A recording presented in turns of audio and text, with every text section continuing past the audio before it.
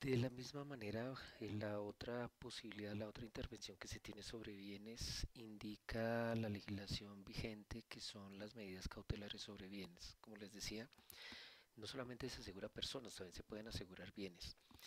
Estas medidas son específicamente el embargo y el secuestro sobre bienes, de tal forma que la víctima, el fiscal, eventualmente el Ministerio Público y aún incluso el defensor de familia puede llegar a solicitar que se embarguen o secuestren bienes con fines resarcitorios en términos de la acción aquiliana, eh, referida pues desde luego a la responsabilidad proveniente del delito.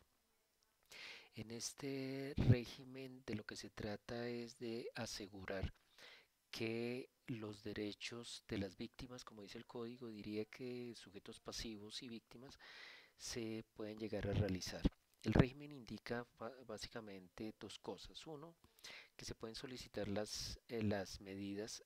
Observen que en este caso ya no sobre bienes vinculados al delito, sino sobre bienes de propiedad del procesado que poco o nada tengan que ver, eventualmente del tercero civilmente responsable. ¿Para qué se piden? Como decía, para asegurar el derecho de resarcimiento, que es un derecho patrimonial involucrado con ocasión de la responsabilidad aquiliana. La única manera de impedirlo es que se paguen los perjuicios por otro lado o se aseguren por otro lado. De cualquier manera, para evitar el embargo y el secuestro de los bienes, pues se requiere que se preste caución. Caución que en todo caso queda vinculada procesalmente al resarcimiento de las víctimas, como dice el código.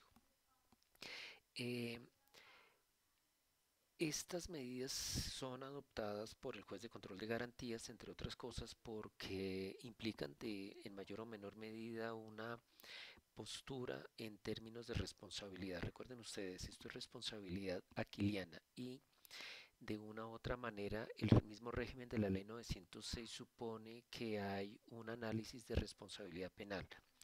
Como les decía, la responsabilidad aquiliana no está condicionada a la responsabilidad penal propiamente tal, sino la existencia de la conducta típica. Sin embargo, en el régimen de la ley 906 pareci o no pareciera directamente si está relacionada con la responsabilidad penal, diría que está condicionada a la responsabilidad penal porque el incidente de reparación solo procede a condición de que se declare la responsabilidad penal.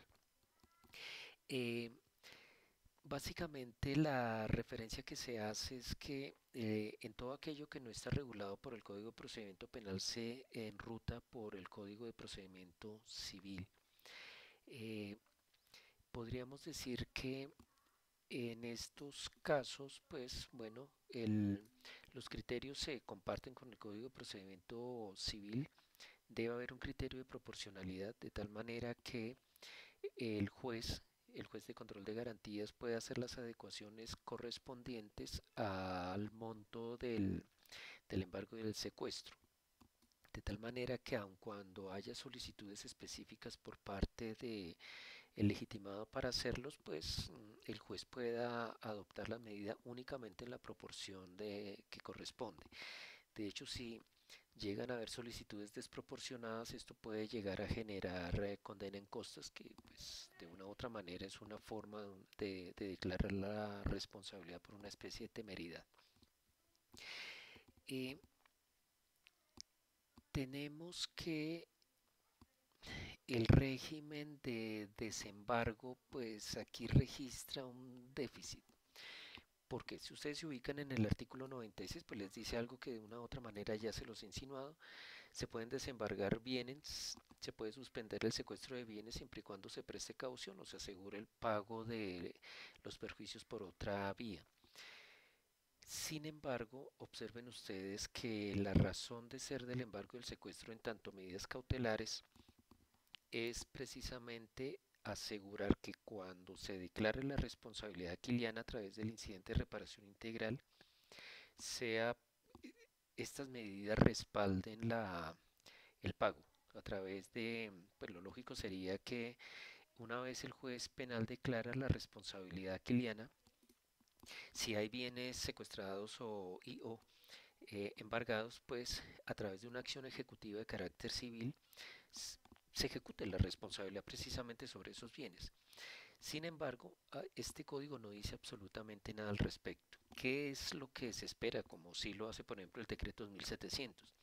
Que en un cierto periodo, una vez ejecutoriada la sentencia condenatoria de carácter penal y también en lo que tiene que ver con la responsabilidad civil, se le dé un término, decía, para que se proceda a la acción ejecutiva. Este código no dice nada al respecto, no dice ni cuál sería ese término, pero tampoco dice qué hacer con los bienes en el evento de que no se haga.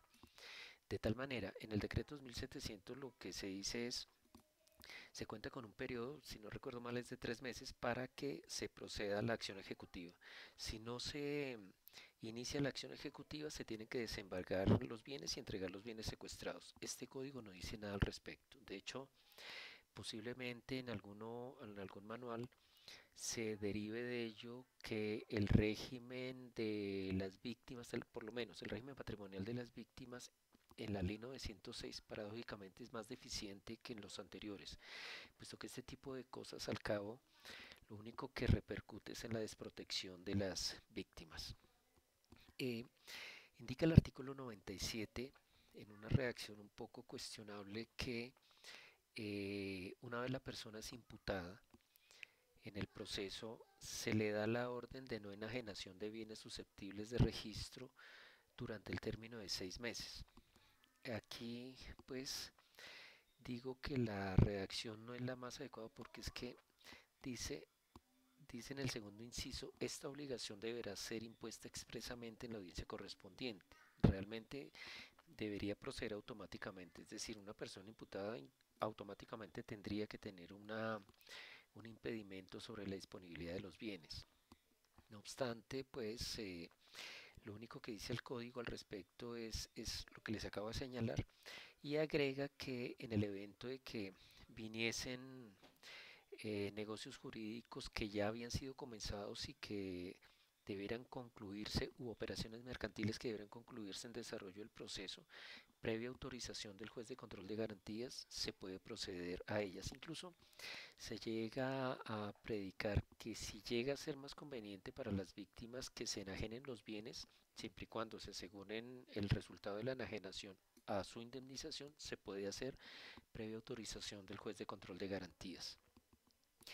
Eh, Encuentran ustedes que los bienes asociados con delitos culposos eh, inicialmente quedan vinculados para efectos probatorios particularmente, pero también con fines resarcitorios. No obstante, realizadas las intervenciones de carácter probatorio y 10 días después estos bienes pueden ser entregados, entrega que no es definitiva, es una entrega provisional.